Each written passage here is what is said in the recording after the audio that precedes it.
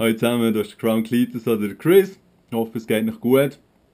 Gestern von Mitternacht bis um 2 Uhr am Morgen war eine Sony-Konferenz, Pressekonferenz gsi. Ich bin wach geblieben. Ist zwar zwischendurch ein bisschen ermüdend gsi, weil sie nur so ein bisschen bla bla haben getextet, aber die grösste Zeit habe ich mich eigentlich prächtig amüsiert. Und für die nicht viel Zeit haben, PlayStation 4 wird vermutlich richtig gut. Sony hat viele gute und in meinen Augen richtige Entscheidungen getroffen.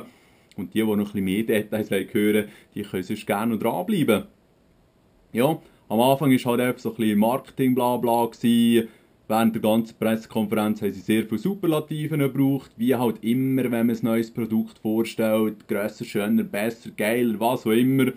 Und ja, zwischen diesen ganzen Schlagwörtern hat es da ein paar Bilder gegeben. Zum Teil haben sie fast so ein bisschen wie Trickfilme gezeigt. Einmal hat einer bei einem Game so ein bisschen im Hintergrund mit der Hand immer gezeichnet. Und wirklich vom ästhetischen Aspekt her eine ganz schöne Präsentation gewesen.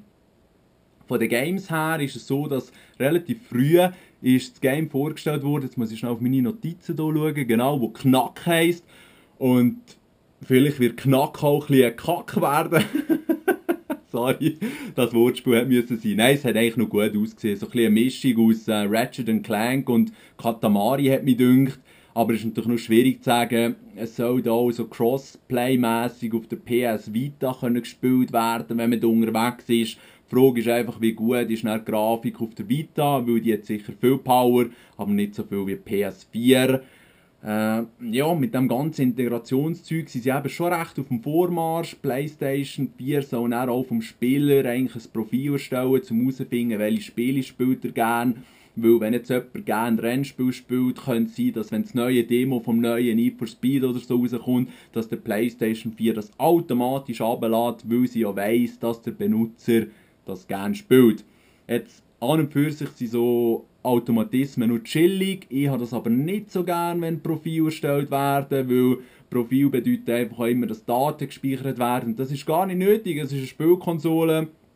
Ich weiss, was ich zocken will, ich brauche niemanden und schon gar keine Maschine, wo mir sagt, was ich gerne möchte.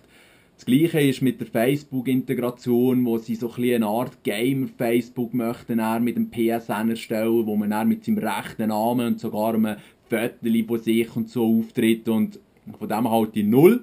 Ich finde es gut mit den Avataren, mit den Wunschnamen oder was auch immer, das man wählt, weil im echten Leben, in der echten Welt, hat man schon genug Sachen, die einem irgendwie beschäftigen. Wenn ich game, dann will ich abschalten und nicht wieder in diesem Real Life verflochten sein. Das ist aber jemand, der vielleicht gegenüber Facebook ein bisschen skeptisch eingestellt ist. Ich weiss, die meisten von euch lieben Facebook, verbringen ihr halbes Leben auf dem. Für die wird es auch eine gute Nachricht sein. Es geht dann weiter.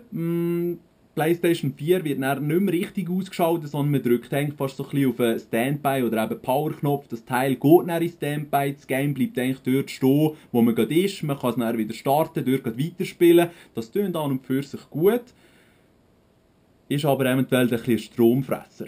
Weil heutzutage ist ja fast jedes System, jede Elektronik auf Standby die ganze Zeit und ich muss einfach sagen, ja, bei mir daheim im Haus viele Steckerlisten, die ich ausschalten kann, weil viele Geräte am Standby, am Saugen, brauchen eben gleich auch ein bisschen Strom und heutzutage, wo wir auf die Umwelt schauen und alles, ist es nicht so klug, wenn du ein Gerät hast, wo gleich die ganze Strom zieht, aber vielleicht kann man das auch ausschalten. Sie haben auch von einem zweiten Chipgerät, das unabhängig ist vom normalen Stromkreis, wo er Downloads im Hintergrund macht und so.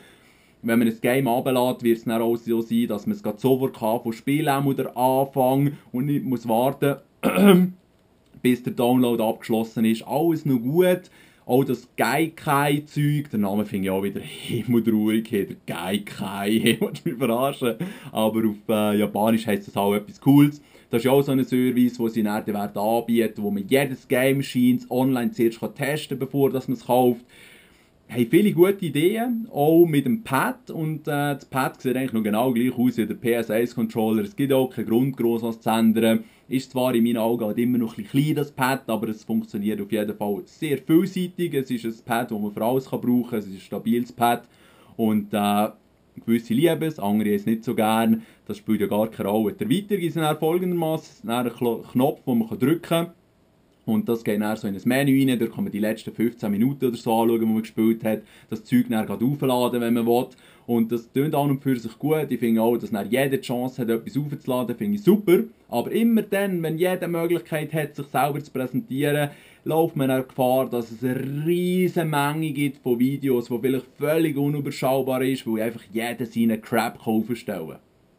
Ist zwar gut und recht, jeder hat das Recht, es ist super, wenn man das kann, aber ich hoffe, sie überlegen sich auch etwas Gescheites, damit man das dann auch einigermaßen gut filtern kann, weil ich will mich nicht durch 300 Modern Warfare 4 oder was auch immer Gameplays durchklicken, wo alle heissen, I'm the best of the world oder so, nur zum Feststellen, dass die eigentlich gar nicht drauf haben, sondern einfach auch mal ein bisschen im Internet, weil sie von gewissen haben das Gefühl, dass sie dann ein bisschen berühmt werden.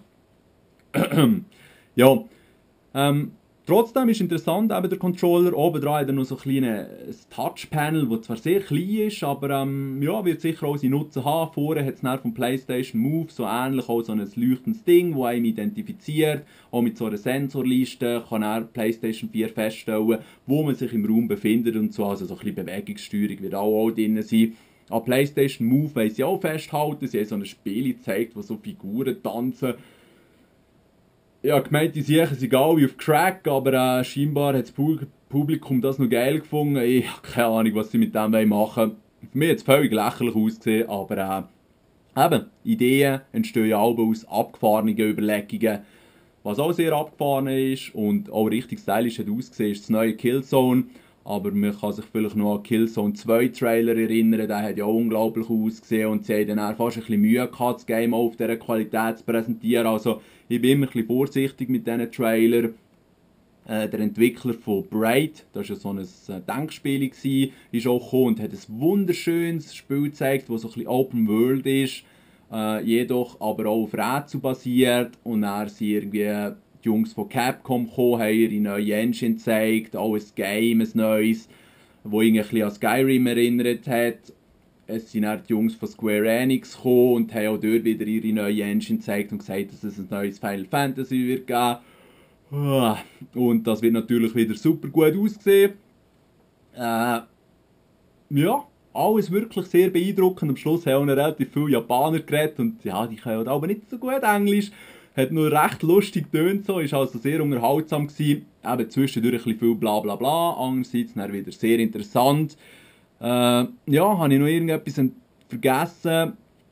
Viele Entwickler haben gesagt, es sei ein Traum auf dieser Konsole auf der PS4 jetzt zu entwickeln und das glaube ich denen sogar, weil eben die ganze Architektur oder so ist ja ziemlich nahe an einem PC und viele mögen jetzt aufschreien, aber für die technisch ein bisschen rauskommen, ist das eben etwas Gutes, weil so kann man Games so einfacher auf den verschiedenen Plattformen auch releasen und gleichzeitig ist es grundsätzlich einfacher auf dieser Konsole zu programmieren, weil die PS3 hat eigentlich wirklich mehr Power als die Xbox 360, wegen dem Cell-Chip und all dem Zeug, aber das ist so schwierig zu programmieren. Das hat nur die Jungs von Naughty Dog, die Uncharted gemacht haben und so, haben das wirklich rauskutzeln, aber sonst ja, ist es eben ein Vorteil, wenn eine Architektur einfach aufgebaut ist.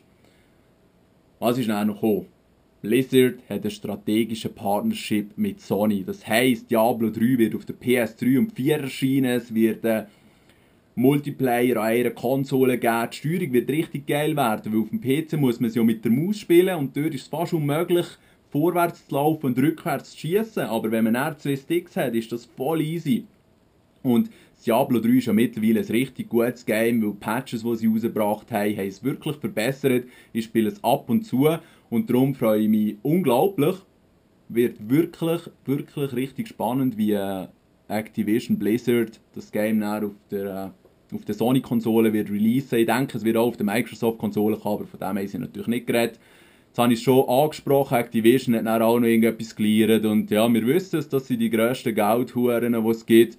Und von dem her habe ich echt drauf geschissen, was da rausgelassen hat. Der Typ hat irgendwie wieder, ja, Partnerschaft und bla bla bla bla und mit Banshee und ein neues Game, Destiny und der Halo Killer oder was auch immer.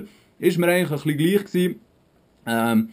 Gesamthaft ist die Präsentation wirklich sehr gut gemacht gewesen, vom ganzen ästhetischen Aspekt und auch die Sprecher sind eigentlich noch gut gewesen. Ausser der deutsche Übersetzer hat mich richtig grottig gedünkt, darum bin ich froh gewesen, habe ich es auch auf Englisch einigermaßen verstanden. Ja, wie am Anfang schon gesagt, ich bin äußerst gespannt auf die PlayStation 4. Sie scheinen wirklich viel richtig gemacht zu haben. Und wenn ihr noch ein bisschen Meinungen von anderen oder so ein bisschen Videomaterial von anderen möchtet sehen, ich mache noch ein paar Links hier und hier. Der Screech hat schon ein Video 2 rausgebracht, die Jungs von Just Who haben auch eins gemacht, es werden vermutlich noch ein paar andere Schweizer Kommentatoren, die auf Schweizerdeutsch kommentieren, ein Video rausbringen und da würde ich mir erlauben, dann vielleicht ein paar Links reinzutun, dass ihr euch auch noch eine andere Meinung anhören könnt. Aber ich kann mir jetzt nicht vorstellen, dass irgendjemand gross enttäuscht ist von dieser Präsentation. Klar, der Preis hat man nicht gehört und das bedeutet mit höchster Wahrscheinlichkeit, dass das Teil wieder ein bisschen teuer wird sein. Ich nehme an, dass es nicht unter 500 Stutz wird ankommen in Europa, die Konsole PlayStation 4, aber vielleicht werden wir noch überrascht. Ja, ich glaube, das war es. Wie war euer Eindruck von der Präsentation, wenn ihr sie gesehen habt? Oder euer Eindruck von meinem Getexten jetzt, von den Infos, die ihr gehört habt? Wie findet ihr das? Ja, hinterlasst doch in den Kommentaren, würde mich echt interessieren, wirklich, weil man erlebt es ja nicht jedes Jahr, dass eine neue Konsole vorgestellt wird.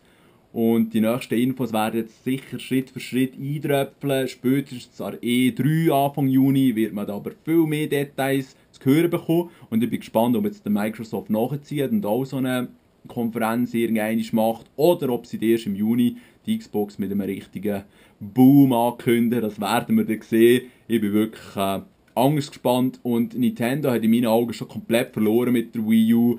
Keine Games, die interessant sind, die Hardware, die eigentlich auch ein bisschen traurig ist. Man kann gespannt sein. Es wäre natürlich schade, wenn Nintendo aus dem Rennen um Konsolen, Weltherrschaft rausfallen, aber man muss sich eben schon ein bisschen anstrengen. Nintendo, keine Ahnung, was sie sich überlegt haben. Ja, das wäre es gewesen. Ich wünsche euch noch einen schönen und macht's gut. Ciao zusammen.